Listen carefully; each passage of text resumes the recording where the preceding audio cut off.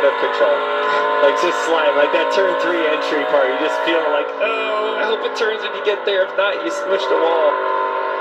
And as you come off of turn 2 right here, you'll see that black line right there in the racetrack. This is actually a new patch of asphalt. Big bump right there off of turn 2, right where it doesn't need to be. It's like they put that bump in that spot on purpose, but it is right in the wrong spot. You know, and this racetrack is so slick. There's a lot of times, especially on old tires, you kind of go back to the gas, go back harder in the middle, and then you have to kind of pedal back out to get the car to settle again before the exit. So there's a lot, you know, certain tracks is kind of a more of a gradual throttle increase. Here it's a little bit more off and on throttle, just the way that the corners are shaped and your truck is sliding around. So that's the neat thing about this racetrack is it's not just progressively getting more throttle. It's kind of on and off and on and off, and as a driver you're just judging that by the seat of your pants, which makes it such a fun but challenging racetrack as well. Because you're doing all that and your truck drives different every single lap. Right, what you did the lap before isn't going to work the next lap because a little bit more tire fell off. Or you get in a little bit of traffic and that truck you thought was going to run the bottom all of a sudden runs the top right in front of you. There's a battle for 4th. Corey Heim. We were talking about Eckes on the long run. Might have taken my eyes off of Corey Heim for too long. Yeah, and that happened the first run with Eckes, but as we come to one to go here in the second stage, it has been all Caden Honeycutt on this particular run. He has put himself in charge of this race. And we knew he had a fast truck, but we saw in the first stage he kind of got behind a few of those guys and wasn't able to make up the track position, and Eckes come on late. But that has not been the case, and that's why they raced him so hard in the first stage, because they knew if they got through those first 10 laps of the stage, he'd do exactly this, take off and hide, and he wins stage 2. 4th career stage win for Caden Honeycutt, and his first of 2026. So starting to rack up some of those points tonight at Darlington. Well, Caden Honeycutt, winner of stage 2, can he finish that off and then win his first race of the year?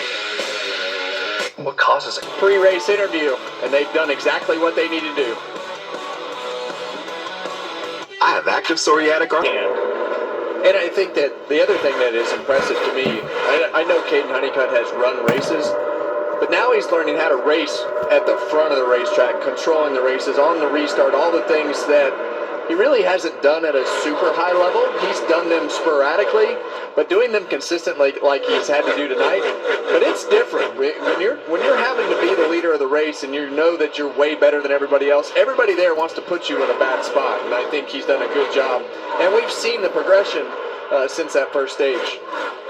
Lane Riggs is really trying to make a lot of ground up here early. He's gained a couple spots on the restart. He just passed Ty Majeski for 4th. He is pushing his truck early, right? He's one of the guys that I need track position right now. Let me see if I can get it and then see how my truck holds on. But he's been making some really bold moves. High entry into 1 already on the restart has really paid off for him. And the thing is, yes, 46 laps to go. This could be the longest run of the race if it does go green. The other thing for Lane Riggs, he has 1 set of tires left, where the majority of trucks have 2 sets of tires left. So depending on how cautions fall out, he may be okay. He might be in trouble. He's hoping for some long green flag runs, in other words.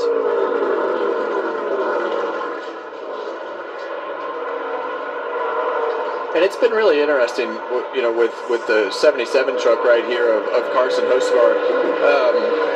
You know, we heard him on the radio. We kind of saw, I mean, he didn't look like he was in a great mood in his pre-race interview with Austin, and now we hear his radio. He was mad at everything, and so had a pretty solid night going for the amount of experience that he has in these trucks, which is pretty limited.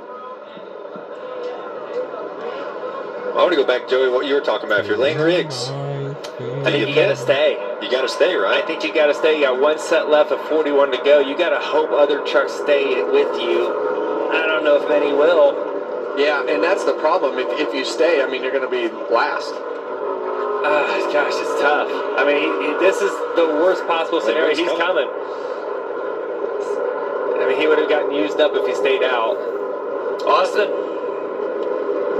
Yeah, Timon Jesse's obviously coming in, put on 4 tires. He's just starting to get into the corner right now, but the big story on my end of pit road, Lane Riggs, he's got that final set of stickers. Looks like they're going to put them on. The last thing they got is 3-lap scuff, so big trouble for 34. What do you got, Ricky?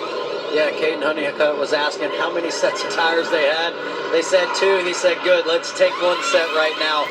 Be interesting to watch the 45 and all the niche trucks. They have in-house pit crews. They don't have any Cup pit crews. So if Ross Chastain holds serve here or gains spots, that's a pit crew that's done in-house, which is very rare these days. So Caden Honeycutt's leaving pit road here.